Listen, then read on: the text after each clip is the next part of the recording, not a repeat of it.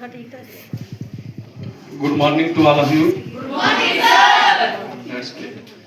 बेटा, मुझे तो यहाँ पे बोलने में भी खुशी हो रही है कि हमारे कभी कभी एक पुराने कुलीग जो हैं आज आपके सामने डीएसपी के रूप में यहाँ पे आए हुए हैं। हमने साथ में जुडिशरी में जॉब किया हुआ है और सबसे बड़ी बात ये जॉब मुझे छोड़िए आपके लिए कि ये सन ऑफ द सॉइल है, ये आपके रामबन के आपके चंद्रकोट के हैं और आप बच्चों को बॉयज गर्ल्स सभी को इनसे इंस्पिरेशन लेनी चाहिए कि इन्होंने इतना हार्ड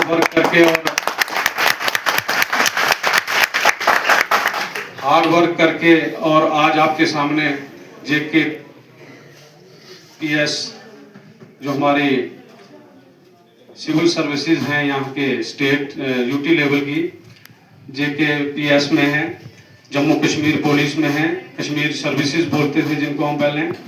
तो ये आपके लिए एक इंस्पिरेशन है और आपके सामने इनका आना मैं तो चाहता था कि ये पहले भी आए, कहीं हमारे स्कूल में विजिट करें और हम मॉर्निंग असेंबली में आप बच्चों के सामने इनको इंट्रोड्यूस कराएं कि आप इनसे इंस्पिरेशन लें।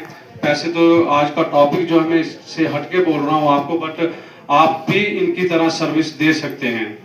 अभी इनकी 3-4 पोस्टिंग हुई हैं और इन्होंने जहां जहां पे गए हैं इनको शायद ये कश्मीर में भी इनको मेडल मिला हुआ है और अपनी सर्विस को परफॉर्म करते हुए, अच्छी पुलिसिंग करते हुए इन्होंने अवार्ड लिए हुए हैं। तो बच्चे सभी को आपको प्राउड होना चाहिए और इनका नाम याद होना चाहिए, माजिद अली भुट्टो। क्या नाम है इनका? श्री माजिद अली भुट्टो। और आपको याद होना चाहिए, उनकी शक्ल आपकी आंखों में बसनी चाहिए और कल आप भी माजिद अली भुट्टो बन के निकलना चाहिए। तो मैं यही इंस्पिरेशन दूंगा। अगर सर आपने चेंज कर दिया हो यहाँ पे ये प्रोग्राम का, ये अभी नहीं तो चलो मैं कंटिन्यू रखता हूँ। आपके पास ऐसी कोई बात नहीं है बेटा।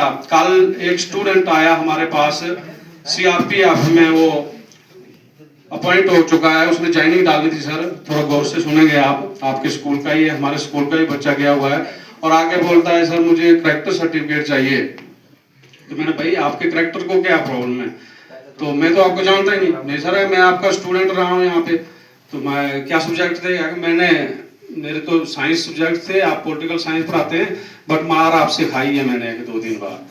तो मैंने कहा उसका कोई फायदा हुआ? आखिर वही फायदा है सर, आज मैं यहाँ पे हूँ, थोड़ा डिसिप्लिन आपने सिखाया। और उसने कल ज्वाइनिंग डालने के लिए सर्टिफिकेट यहाँ से लिया। तो मुझे हम टीचर्स को या किसी भी गुरु को वो चीज जो है वो बहुत अच्छी लगती है कि उसका बच्चा जो है कामयाब हो रहा है, चाहे वो पुलिसिंग में जा रहा है, सीआरपीएफ में जा रहा है या और कोई नेशन के किसी भी आप बच्चे एक अच्छा काम करोगे वो भी नेशन बिल्ड होता है वहां पे।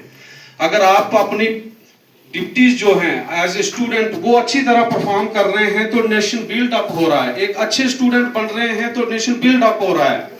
और पुलिस तो बिल्ड अप ही कर रही होती है। पुलिस तो आपके घर के मसले सुलझाती है, आपकी घर की फैमिली को अमन शांति से रहना सिखाती है। भाइयों में लड़ाई हो जाती है तो कहाँ लास्ट में कहाँ जाते हैं? पुलिस के पास। पुलिस कंप्रोमाइज समझाती है, किसी को डराती है, किसी को धमकाती है, किसी को प्यार से भी समझाती है। जहाँ प्यार की जरूरत है वहाँ प्यार देती है, जहाँ दूसरी चीज की जरूरत है वो दूसरी चीज भी देते हैं। आप बच्चों के लिए, खासकर गर्ल्स के लिए, आपके पेरिफेरी में आप बाहर निकलते हैं, टीजिंग करते हैं, आपको हरासमेंट होती है। मैंने कई बार आपको यहाँ पे लेक्चर बताया है कि आपका भी राइट है, कोई भी आपको कुछ नहीं कह सकता है। जैसे एक बॉय है ऐसे एक गर्ल्स है, जैसे एक मर्द है वैसे एक औरत का भी हक है। होम ये क्या बोलते हैं आप, डोमेस्टिक वायलेंस हो रहा होता है हमारे पास। डोमेस्टिक वायलेंस कैसे खत्म होगा? बस ये पुलिस कर रही है। डोमेस्टिक मैंने घरेलू झगड़े तक हमारे जब पुलिस सॉल्व कर रही है तो पुलिस का कितना बड़ा रोल है इसमें। तो पुलिस जो है हमारे ना सिर्फ ये लड़ाई झगड़ों को सुलझाती है, पुलिस और पब्लिक का रिलेशन अच्छा हो तो देश बहुत ज्यादा तरक्की करता है। तो इसीलिए हमें इस चीज पे ध्यान देना चाहिए कि जो भी हमें काम दिया गया है हम उस काम को निभाएं। इसके साथ में आज एक के बजाय 2 प्रोग्राम हैं, तो अब मौका मिला है मुझे तो मैं वो दूसरे प्रोग्राम पे भी नजर डाल देता हूं कि फॉर्मेशन ऑफ इंडियन